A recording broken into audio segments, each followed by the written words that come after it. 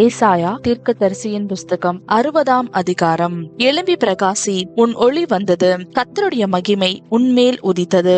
இதோ இருள் பூமியையும் காரிருள் ஜனங்களையும் மூடும், ஆனாலும் உன்மேல் கர்த்தர் உதிப்பார், அவருடைய மகிமை உன்மேல் காணப்படும். உன் வெளிச்சத்தினிடத்துக்கு ஜாதிகளும் உதிக்கிற உன் ஒளியினிடத்துக்கு ராஜாக்களும் நடந்து வருவார்கள். சுற்றிலும் உன் கண்களை ஏறெடுத்து பார், அவர்கள் எல்லாரும் ஏகமாய் கூடி உன்னிடத்துக்கு வருகிறார்கள். உன் குமாரர் தூரத்திலிருந்து வந்து உன் குமாரத்திகள் உன் பக்கத்திலே வளர்க்கப்படுவார்கள். அப்பொழுது நீ அதை கண்டு ஓடி வருவாய். உன் இருதயம் அதிசயப்பட்டு பூரிக்கும். கடற்கரையின் திரளான கூட்டம் உன் வசமாக திரும்பும். ஜாதிகளின் பலத்த சேனை உன்னிடத்துக்கு வரும். ஒட்டகங்களின் ஏராளமும் மீதியான் ஏபா தேசங்களின் வேகமான ஒட்டகங்களும் உன்னை மூடும். சேபாவில் உள்ளவர்கள் யாவரும் பொன்னையும் தூப வர்க்கத்தையும் கொண்டு வந்து கர்த்தரின் துதிகளை பிரசித்தப்படுத்துவார்கள். கேதாரின் ஆடுகள் எல்லாம் உன்னிடத்தில் சேர்க்கப்படும். நெபாயோத்தின் கடாக்கள் உன்னை சேவித்து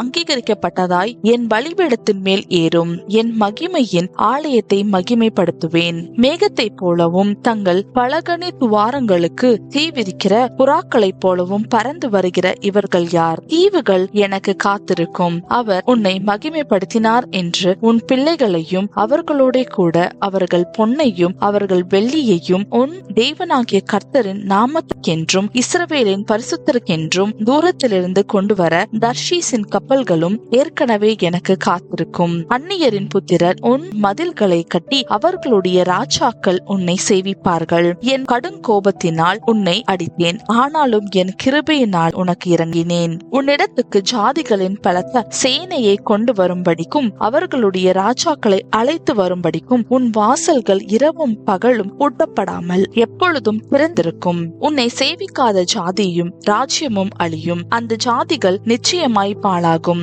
என் பரிசுத்த ஸ்தானத்தை சிங்காரிக்கும்படிக்கு லீபனோனின் மகிமையும் தேவதாரு விருட்சங்களும் பாய்மர விருட்சங்களும் புன்னை மரங்களும் கூட உன்னிடத்திற்கு கொண்டு வரப்படும். என் பாதஸ்தானத்தை மகிமைப்படுத்துவேன். உன்னை ஒடுக்கினவர்களின் பிள்ளைகளும் குனிந்து உன்னிடத்தில் வந்து உன்னை அசட்டை பண்ணின யாவரும் உன் காலடியில் பணிந்து உன்னை கர்த்தருடைய நகரம் என்றும் இஸ்ரவேலுடைய பரிசுத்தரின் சீயோன் என்றும் சொல்லுவார்கள். நீ நெகிழப்பட்டதும் கைவிடப்பட்டதும் ஒருவரும் கடந்து நடவாததுமாயிருந்தாய், ஆனாலும் உன்னை நித்திய மாட்சிமையாகவும் தலைமுறை தலைமுறையாயிருக்கும் மகிழ்ச்சியாகவும் வைப்பேன். நீ ஜாதிகளின் பாலை குடித்து ராஜாக்களின் முளைப்பாலையும் உண்டு கர்த்தராகிய நான் இரட்சகர் என்றும் யாக்கோபின் வல்லவர் உன் மீட்பர் என்றும் அறிந்து கொள்வாய். நான் வெண்கலத்துக்கு பதிலாக பொன்னையும் இரும்புக்கு பதிலாக வெள்ளியையும் மரங்களுக்கு பதிலாக வெண்கலத்தையும் கற்களுக்கு பதிலாக இரும்பையும் வரப்பண்ணி உன் கண்காணிகளை